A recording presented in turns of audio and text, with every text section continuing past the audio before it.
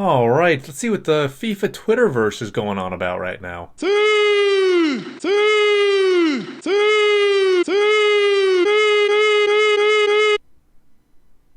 Something needs to be done about this. So guys, I've seen a lot of people complaining about the FIFA gameplay, mostly that it's boring, and that really tends to happen around this time of year every single FIFA. So I've come up with a solution for that, or at the very least I've gotten some help coming up with a solution. One of my viewers has given me his tactics and instructions, and it is a very, very fun and attacking formation. You don't sit back. You're virtually sending every single player forward. It is incredibly fun. I've only lost one game with it, so not only is it very fun, but it's freaking good as well. This guy right here is in a lot of my streams. He's the one that gave me the instructions and the tactics for this formation and essentially how to go about with it. So again, quick shout out to him. Thank you for doing this. It has genuinely made FIFA pretty damn fun at the moment. I probably shouldn't be saying that. I'm just going to jinx myself eventually, but either way, it is true. So the formation in question is the 4-3-3 version 4. Now, I personally have not been a huge fan of any 4-3-3 variation this year, just because I feel as though the wingers stay out wide, but this formation has seemed to just kind of crack the code.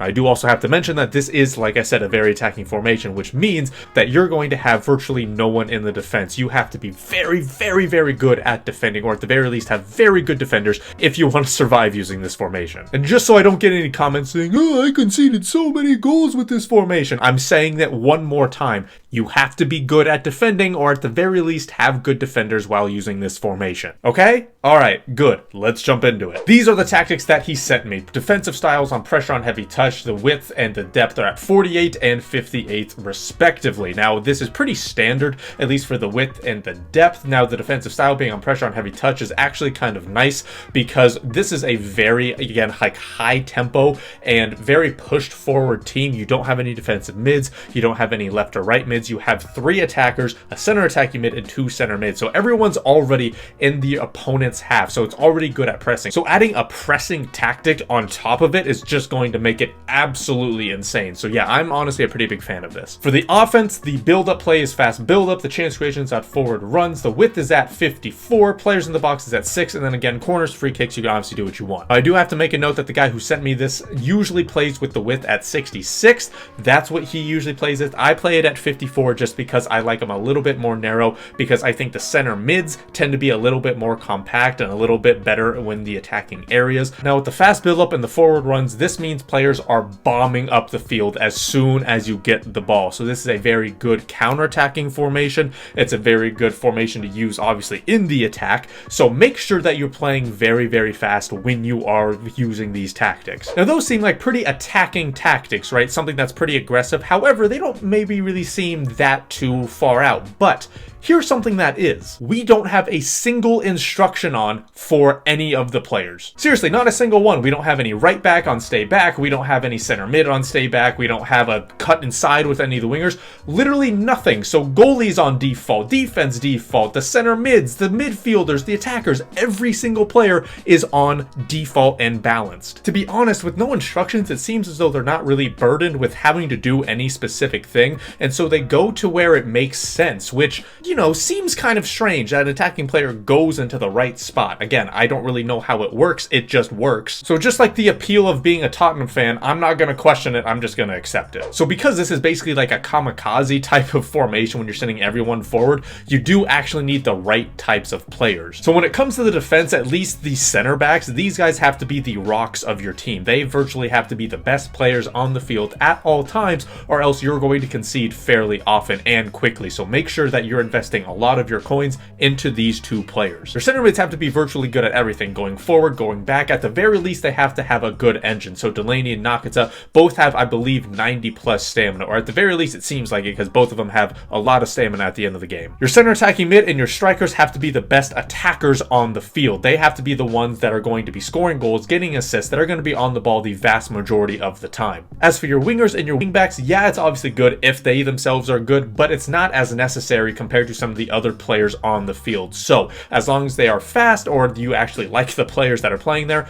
that's really all that matters. Now I know you guys might be a little bit nervous about what to do when using this formation, so don't worry, I made some tips about what to look for when you are in-game using this formation. The very first tip is going to be to make sure to use your mini-map. Now, you might have not used this, but believe it or not, there's this little mini-map on the screen right here at the bottom, right here. You see this little thing right here? Well, now it's covered up, but it's right there on all of your screens. There are going to be times where you are not going to be able to see where people are, and so you're going to have to be looking at the mini-map. So as you can see right here, I don't really see what's going on in this left-hand part of the screen, and neither do you, because my big-ass head is blocking the way. And so we have to take a look at the mini-map. As you can see, I have a little bit of an advantage here. I have a 2v1, and a left back or left center mid, whoever that is going to be open. So if I just kind of dink it over to a little bit to around this spot right here, that's going to make it so I can get the ball to that left back or left center mid, whoever it may be. Now here's another example of this. I'm getting hounded by Zidane here, and I have Team of the Year Ruben Diaz. Now there are going to be times where you just have to boot it up the field, and that's totally okay, so don't be afraid to do that. However, if you have someone that you find comfortable on the ball, like Team of the Year Ruben Diaz,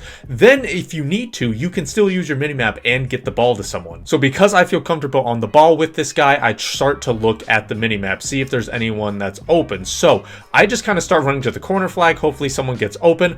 I notice that again, I have this little kind of 2v1 like I normally did on the left side, but it's on the right side this time. So I do a little ball roll with Ruben Diaz, and I ping the ball out wide to Tomiyasu, who ends up getting the ball. Tip number 2 is going to be to utilize the wings. I don't just mean using the left and right wingers, but just utilizing these parts of the field. So because of our tactics of forward runs and fast build-up, that means our left and right backs are going to be bombing up the field very, very quickly, and sometimes further forward than our left and right wingers. Now I'm starting to kick the ball with Nick Pope here, and I'm just bombing it to the left wing because I'm thinking that most likely I have an overload here, because again, our left back and our right back are going to be bombing up the field, so our left back and our left wing here have this numerical advantage of a 2v1, which means that hopefully one of those guys is going to be winning it. And remember what I said, it's not just about passing the ball to a left or right winger. Sometimes it's just about using that space, making sure you're actually using the wings. And so like I said, I get the ball with Vinicius, and all I do is run, because as you can see, I have 3 people here that are taking up the occupation of these 3 defenders here. As you can see, I also have my right winger and my right back bombing up the field here. So this spot is going to be open if need be. Now, like I said, I just continue running, going on and on and on and on and on until we eventually cross it in to Tommy freaking Yasu. Yes, that is right. Our right back cut inside to a wide open spot because we utilize the wings. And lastly, tip number 3 is going to be to make sure you utilize switching the field. Now that doesn't mean you have to do it in one big pass. It can be in a few small passes as well, but as long as you're switching the field very, very quickly, that's all that matters. So here's an example where we get the ball with our right back Tomiyasu. Now there are times with other formations that you utilize the wings and you stay out there, or you utilize the center and you stay there. With this formation, you have to use both parts. You have to use the middle and the wings. You have to go back and forth horizontally. And so we get the ball out wide here, and what I'm thinking is going in the middle. So we pass it middle, pass it middle, pass it middle. So again, we literally went from one side of the field